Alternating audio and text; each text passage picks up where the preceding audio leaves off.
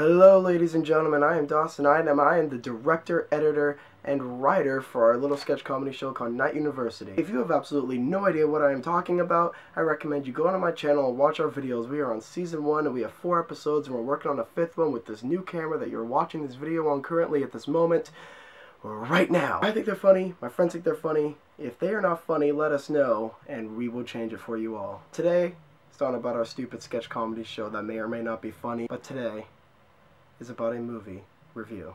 Actually, it is Night University's first review, something we are going to be calling Night U Reviews.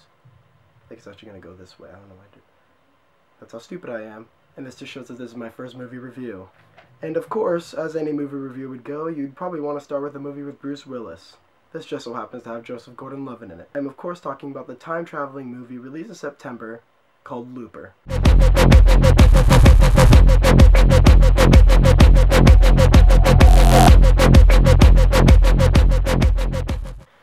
Looper, probably the most original movie I've seen this year, and it came out in September, and it's a sci-fi film. It's completely changed what we may think about time-traveling sci-fi movies.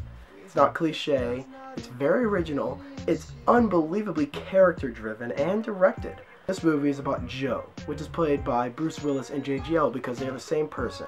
Anyways, in the future of 2049, time traveling doesn't exist. But 30 years from then, it will exist, and it will be immediately outlawed and used by crime bosses to get rid of people that they want dead, because they can't kill people in 30 years from 2049 because of some advanced social security thing or something like that. The people that kill these people that are sent back from the mob bosses 30 years from 2049 are called loopers. And basically what they do is that the second that these people pop up, they shoot them and dispose of the bodies so that it's as if they never existed. Everything seems to work out pretty well for JGL's character throughout the movie. He does drugs, they get paid in silver and they exchange it for cash. He's living. Then one day, Bruce Willis pops up.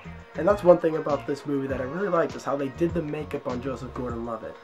He looks like a young Bruce Willis with long flowing hair. I mean, it is very convincing. He even has the way he talks, the way he kind of squints his eyes like that. I mean, they did a great job with this, and I think if they don't win an Oscar for anything like Best Director, which Rian Johnson should win, I think they should win for makeup, because it was very well done. So when Bruce Willis shows up, JGL doesn't know if to kill him or not, so he kind of just stands there, and then Bruce Willis attacks him, knocks him out, and then runs away and does what future people do. I don't want to really say any more after that, because the whole movie is so dynamic, it has so many twists, and so many different ways of going about a futuristic sci-fi time-traveling movie, that it just blows your mind. The way the camera was filmed, it was beautiful. Everything in this movie looked perfect. And even some things that were just simply shot. There were some fight scenes that didn't have any cut scenes. It was just one elongated shot. Very simple, but also very kind of hard to do to make it look good. And they did a very good job with that. There wasn't very much of a musical score in this movie. The music score was kind of a heavy percussion thing. And I kind of like that. It kind of added to the intensity of this movie, the kind of darker tone of this future. I like that. I like that a lot. There's a little kid in this movie, by the way. I might as well let you all know. Right now, I bet by me saying that, you guys are just like a little kid in a sci-fi movie. It's going to be like little Anakin Skywalker in The Phantom Menace. You guys, right now, this kid is a good actor. He is intense. He is frightening at times. Not doubt me, this kid will freak you out every once in a while in this movie. This kid is good, and we will be seeing him more. He's probably going to be like Joseph Gordon-Levitt, actually. Like he was a kid actor.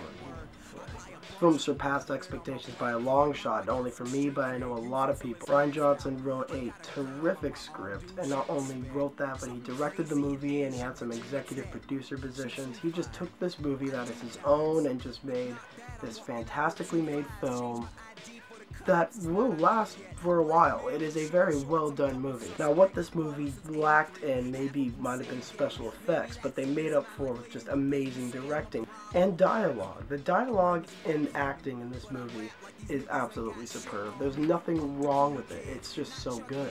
Joseph Gordon-Levitt is probably the top actor at this time right now, I'm guessing. He's killing it in every role that he does. Everything that he does, people are loving it. I mean, this movie did everything for me, and at this point it's time to introduce our grading scale for movies. It's out of 10, and I'm going to give this movie a 10 out of 10, ladies and gentlemen. So this is the end of our first Night U review. Comment below and tell us how we did, what we need to change, you know, if there's any script problems. If you have any ideas, what movies do you want us to review next? Is it going to be a bad movie, so bad it's a good movie, or just a movie I haven't seen yet that's probably in theaters? Comment below and let us know. We want this to be a very viewer-oriented kind of review program, something you guys all have your say in, that you guys almost control how we run this shit. You subscribe and you check out our other videos. We're very appreciated. Also comment on those and let us know. I'm Dawson Knight, and you just experienced a Night U review.